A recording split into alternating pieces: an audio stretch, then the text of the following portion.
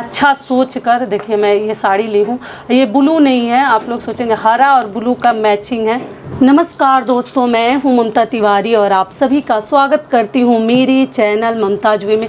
कैसे हैं आप सब, तो ये बताने के लिए कमेंट बॉक्स में हर हर महादेव हमेशा की तरह ज़रूर लिखिए। तो चलिए दोस्तों, आज हम इस वीडियो में जानेंगे कि जितने सोमवार व्रत पड़ेंगे या प्रतिदिन अगर आप मंदिर जाते हैं तो कौन कौन सी चीज़ें कितना भी कम ले जाएं। पुरुष के लिए चलो माफ़ी है, पुरुष लोगों को इतना समय नहीं है और इतना सब नहीं करते हैं। महिलाएं जो हैं अच्छे से पूजा विधि विधान से करती हैं, तो कम सामग्री के साथ, कम चीज़ों के साथ, जो कि एकदम अनिवार्य है पूजा में हमें शामिल करना ही करना है। तो कौन कौन सी छोटी छोटी चीज़ें हैं जो हमें याद से अपने डाली उसमें हमें सजाकर एक दिन पहले ही रख लेनी है। तो इसी के ऊपर आज का हमारा वीडियो है, तो आप बने रहिए मेरे साथ मेरे चैनल पर। अगर आपको मेरा वीडियो पसंद आता है तो प्लीज़ आप मेरे चैनल को सब्सक्राइब कर दीजिएगा, बेल आइकन को प्रेस कर दीजिएगा, जिससे मेरे वीडियो के नए नोटिफिकेशन आप सभी के पास सबसे पहले पहुंचे। तो चलिए शुरू करते हैं कि वो कौन कौन सी चीज़ें एकदम अनिवार्य है हमें लेकर ही मंदिर जानी है। आप अपना डाला सजाकर अच्छे से डोलची वगैरह रख लीजिएगा। तो सबसे पहले देखिए मैं एक यहाँ थाली रख दे रही हूँ कि आप लोगों को समझ में आएगा, ठीक है। तो ये साधारण जल, आप अगर चाहे तो साधारण जल से भी भगवान की पूजा अर्चना कर सकते हैं, ठीक है। तो आप ये तांबे के लोटे में अगर जल चढ़ाना है आपको, तो तांबे के लोटे में गंगा जल मिश्रित जल आप चढ़ाकर और भगवान का अभिषेक कर सकते हैं, ठीक है। गंगा जल थोड़ा सा मिला लीजिएगा और मिलाकर आप इससे भी अभिषेक कर सकते हैं।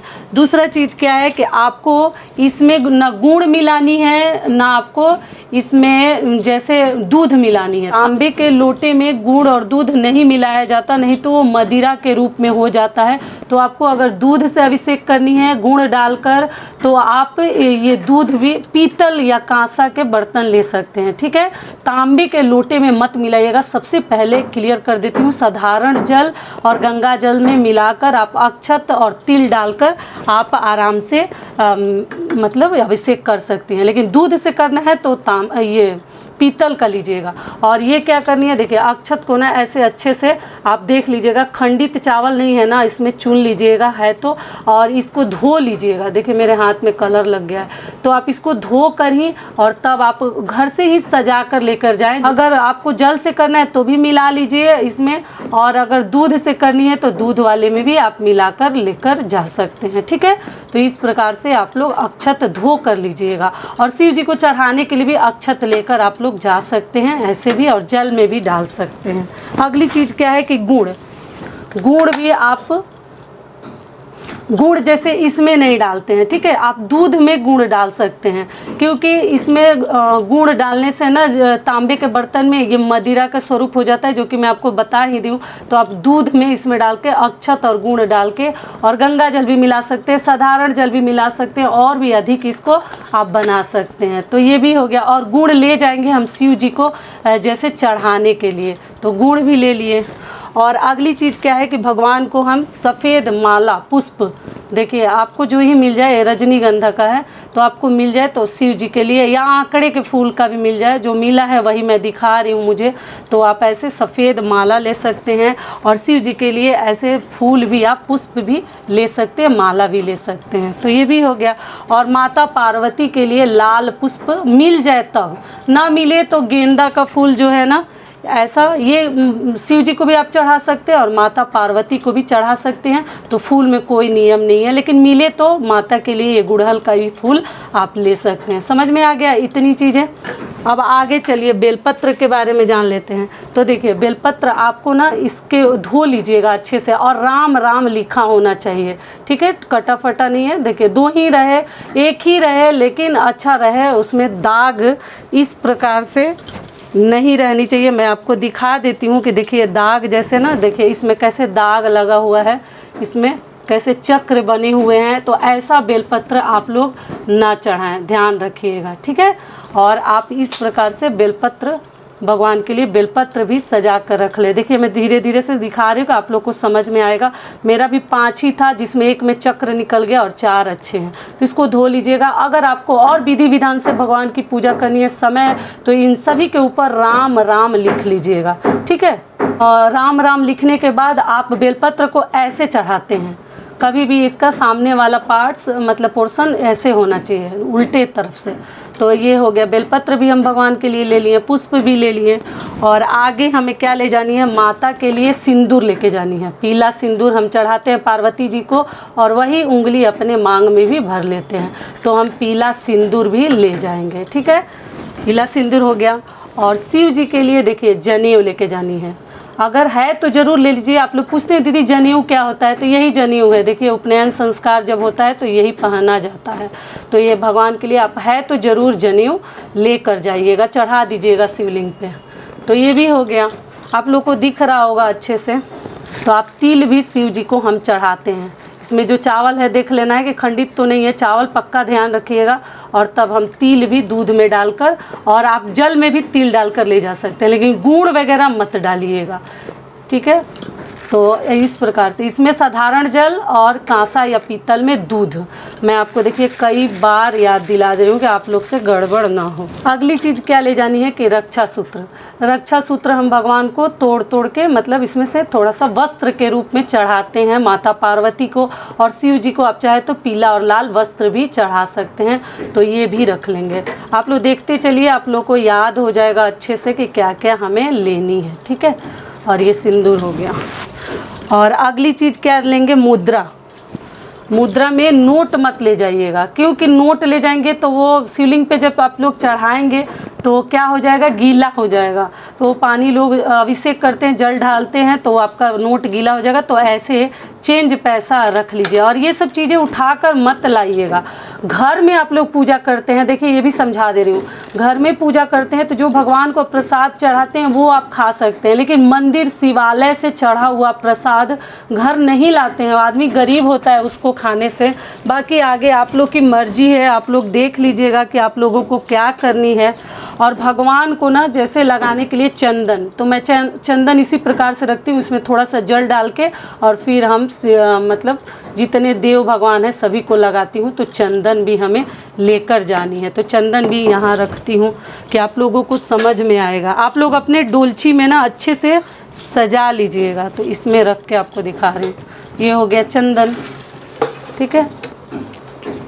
अगली चीज़ क्या है कि देखिए आप दिया अगर ले जाते हैं तो भी अच्छी बात है, दिया भी जला सकते हैं। नहीं तो आप एक कपूर से भी बाहर आकर आरती कीजिएगा, मंदिर के अंदर मत कीजिएगा। बाहर से भी दिखाएंगे तो भगवान प्रसन्न होंगे, क्योंकि मंदिर में बहुत अधिक भीड़ रहती है तो रिस्क हो जाता है। तो आप ऐसे मतलब ये कपूर भी लेकर आराम से जा सकते हैं। एक आप इस प्रकार का मिट्टी का दिया भी लेके जा सकते हैं जला के रखने के लिए। मिट्टी का ही ले जाइएगा, नहीं तो पीतल का ले जाइएगा, तो फिर वापस लाने का रहेगा, जल्दीबाजी में हमें करना पड़ेगा। और अगली चीज़ क्या है कि भस्म। अगर आपको मिल जाता है तो ज़रूर भस्म आप भगवान के लिए लेके जाइए। भस्म कैसे तैयार होता है, जो हम घर में हवन करते हैं ना, आहूत करते हैं ना, तो उसमें से जो राख निकलता है तो यही है भस्म। आप देख सकते हैं, आप लोगों को दिख रहा होगा कि ये भस्म, इसी को भस्म बोलते हैं। तो ये शिव जी को चंदन और भस्म लगाया जाता है। आपको नहीं मिलता है तो आप क्या कीजिएगा कि जो धूप बत्ती है ना उसको भी जला के आप थोड़ा सा भस्म तैयार कर सकते हैं। तो ये हो गया भस्म। इतनी चीज़ें हमें लेकर जानी। आप चाहे तो दही भी ले सकते हैं, घी भी ले सकते हैं, शहद भी ले सकते हैं, लेकिन सभी आदमी अगर उतना नहीं ले जाए तो साधारण चीज़ें जो कि एकदम अनिवार्य है, आप इस मतलब एकदम छोटी छोटी चीज़ें, आप इतना भी लेके पूजा करने ना जाएं तो पूजा का हमें क्या लाभ मिलेगा।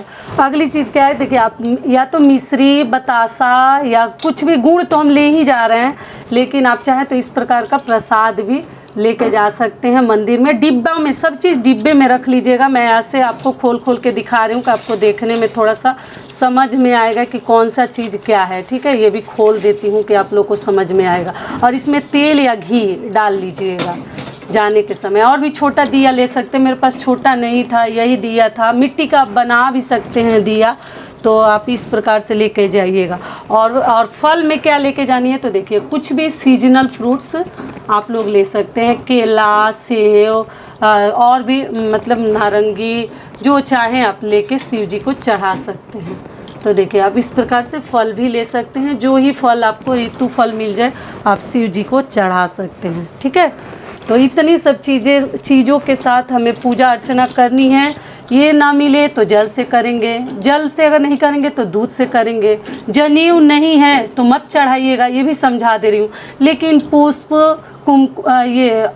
सिंदूर, चंदन और ये भस्म ना मिले तो कोई बात नहीं, लेकिन इतनी सब चीज़ें तो हर आदमी मुझे लग रहा है कि अपने पूजा में शामिल करते हैं। इसके ऊपर अगर राम लिखने का समय है तो ज़रूर राम राम राम लिख के ही आप शिव जी को चढ़ाइएगा, ठीक है। 5 मिले तो 5, 2 मिले तो 2, 1 मिले तो 1, मुद्रा है, समझ में आ गया। देख लीजिए हर चीज़ आप एक बार अच्छे से। तो इतनी सब चीज़ें तो हम लेकर मंदिर जाते ही हैं। एक आम ले लीजिए, इसको कट करके भी ले सकते हैं, काट कर, केला भी काट के ले सकते हैं, और भी कोई फ्रूट लेकर जा सकते हैं।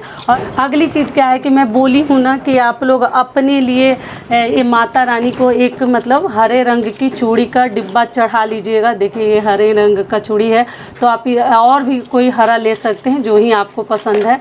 तो आप ऐसा हरा, ये मेरे पास नया अभी डब्बा बचा है, इसको पहनी नहीं हूँ, तो आप इसको ना चूड़ी, बिंदी और सिंदूर और चाहे तो एक महावर भी माता पार्वती को आप चढ़ा सकते हैं। घर में भी पूजा कैसे करनी है मैं आपको करके बताऊंगी, लेकिन मंदिर में ना ऐसे छुआ के उनके सामने मत रखिएगा, बहुत भीड़ भड़का रहता है, फिर आपका गुम हो जाएगा। थोड़ा सा छुआ कर लेकर आकर आप सावन में हरी चूड़ी पहन सकती हैं, ठीक है। ये भी समझ में आ गया।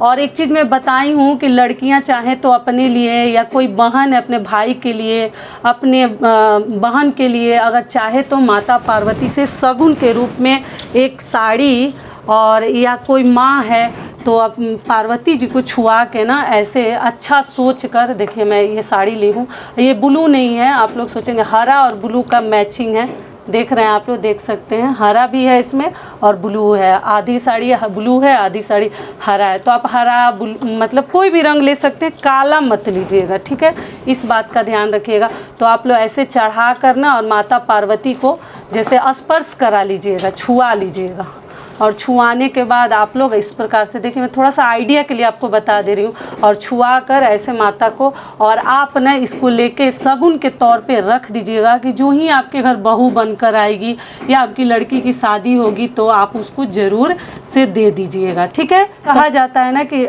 शुभ सोचते हैं तो ज़रूर हमारा कार्य ज़रूर होता है, तो अग्र सोची हमें आगे सोचकर रखनी चाहिए। तो आप इस प्रकार से साड़ी, चूड़ी, बिंदी और महावर एक सोचकर बहू या बेटी के लिए रख दीजिए। माता पार्वती चाहेंगी तो जल्द से जल्द शादी होगी, जो ही अड़चने वगैरह है सब कट जाएंगे, ठीक है। तो यही सब चीज़ें थी दोस्तों जो मैंने आपके साथ शेयर कर दिया। और आप लोग पूजा अर्चना करने के बाद ज़रूर घंटी बजाइएगा, और घंटी बजाकर आरती ज़रूर कीजिएगा। बिना आरती का पूजा हमारा जो है संपन्न नहीं होता, संपूर्ण नहीं होता। तो इस प्रकार का आप आरती की पुस्तक भी रख सकते हैं, इसमें हर प्रकार की आरती है हर भगवान की, तो आप इसमें से देखकर भी पढ़ सकते हैं। तो और मन में ना जब आप पूजा कीजिए तो ये तो सामग्री हो गई, लेकिन जब पूजा करते हैं तो उसमें ओम नमः शिवाय का जाप करते रहिए, या महामृत्युंजय मंत्र अगर आपको आता है तो बोलते रहिए। ओम त्र्यंबकम यजामहे सुगंधिम पुष्टिवर्धनम उर्वारुकमिव बंधनान् मृत्युमोक्षयमामृतात्। तो इस प्रकार से आप लोग बोलते रहिएगा, मंत्र उच्चारण करते रहिएगा और अपना पूजा कीजिएगा। तो इतनी सब चीज़ें आप अपने डोलची में ज़रूर सजाकर रख लीजिएगा, तभी सोमवार को आप लोग जाइएगा पूजा अर्चना करने। वीडियो मेरा यहीं तक का था, और क्या क्या पूजा सामग्री था सब कुछ मैंने आपके साथ शेयर कर दिया। आशा करती हूँ, उम्मीद करती हूँ कि इस वीडियो से आप लोगों को बहुत अधिक लाभ मिलेगा। फिर मिलती हूँ एक नए वीडियो में, तब तक के लिए नमस्कार। स्वस्थ रहिए, सुरक्षित रहिए, और जहाँ कहीं भी रहिए खूब खुश रहिए।